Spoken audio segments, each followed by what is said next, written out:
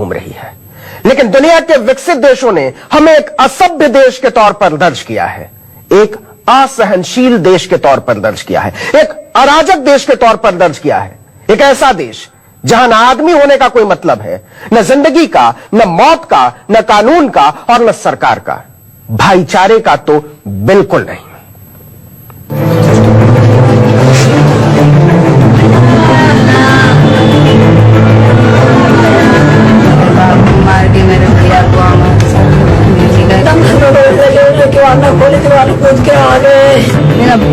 लाली चला गया मेरे समान। महान भारतीय गणतंत्र के नक्शे में गुम एक गांव 30 सितंबर का अखबार छपने तक सिर्फ एक आबादी का नाम था, लेकिन अब बिसाड़ा भारत के माथे पर चिपके एक अंतर्राष्ट्रीय शर्म का नाम है। खाक इंसानियत की राख से बना कलंक का एक ऐसा टीका जो एम्स्टर्डम से अंकारा और न्यूयॉर्क से नैरोबी से लेकर लंदन, लिस्बन, दोहा, डबलिन, मॉस्को, मस्कट तक खींचता चला गया है। वो तो वो खुद जानेंगे, सजा तो देनी है ही है। आप क्या मांग करेंगे? अब मैं कुछ नहीं मांगना कर रही, उनकी मर्जी है, मैं क्या मांग करूं? मेरा लाली चला गया, मैं किससे मांगू? बिसाड़ा के बहाने भारत के तमाम नेता भले राष्ट्रवाद की पताका लहरा रहे हों, लेकिन दुनिया के नामचीन अखबारों में भारत की राष्ट्रवादी राजनीति अपने नंगेपन के साथ दर्ज हुई है। गार्डियन ने भारत की धज्जी उड़ाई है, वॉशिंगटन पोस्ट ने भारत की धज्जी उड़ाई है, न्यूयॉर्क टाइम्स ने भारत की धज्जी उड़ाई है, मेल ऑनलाइन ने भारत की धज्जी उड़ाई है। दुनिया के सबसे प्रतिष्ठित अखबारों में से एक द गार्डियन ने बिसाड़ा की घटना के बाद बने माहौल पर प्रधानमंत्री के चुप्पी पर हैरानी जताते हुए चिंता जाहिर की है। लिखा है, भारत के बुद्धिजीवी खतरे में। जब से मोदी ने सत्ता ग्रहण की है, तब से दक्षिणपंथी समूह ताकतवर होते जा रहे हैं। धर्मांतरण और गो हत्या जैसे मामलों में बौद्धिक लोगों पर हमले तेज हो रहे हैं। इन हमलों पर शीर्ष नेताओं की चुप्पी आश्चर्यजनक है। भारत में बीफ खाना कोई जुर्म नहीं है। बिसाड़ा और उसके आसपास के गांवों में ठाकुर जमींदार हैं और अधिकतर मुसलमान खेतों में काम करने वाले मजदूर हैं। हम अपनी गवर्नमेंट से आशा करते हैं कि हमें न्याय मिलेगा और न्याय की गुहार के लिए ही मुख्यमंत्री जी से मिले हैं।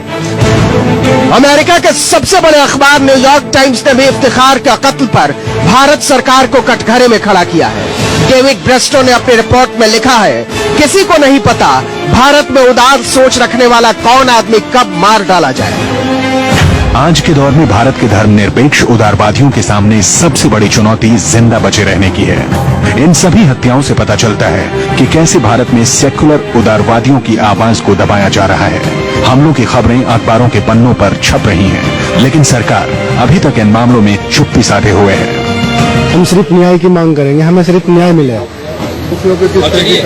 बस जो दोषी हैं उन पर कार्रवाई हो। संसार के बुद्धिजीवियों के सबसे सम्मानित अखबार वॉशिंगटन पोस्ट ने प्रधानमंत्री नरेंद्र मोदी का नाम लेकर हमला बोलते हुए लिखा है, जब से वो प्रधानमंत्री बने हैं तभी से धर्मनिरपेक्षता और उदारता की धज्जी उड़ाई जा रही है। पिछले कुछ सालों में नरेंद्र मोदी सरकार ने समलैंगिक संबंधों को वापस अपराध की श्रेणी में डाल दिया है। कई किताबें बैन कर दी गई हैं। कई ऐसे कानून बने जिनके कारण व्यक्तिगत स्वतंत्रता लगातार प्रभावित हो रही है।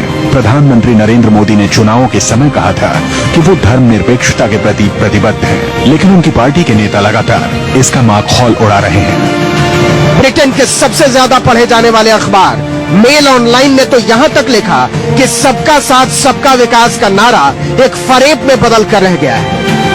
प्रधानमंत्री के समर्थकों को जिस तरह से ध्रुवीकरण के लिए खुला छोड़ दिया गया है, उससे सबके लिए विकास के नारे की जबरदस्त भद्द पिटी है।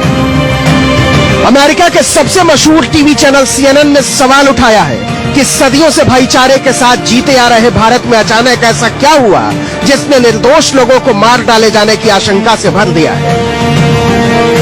सदियों से हिंदू और मुसलमान साथ साथ शांति से रहते चले आ रहे हैं, लेकिन पिछले कुछ दिनों में उन्माद के कारण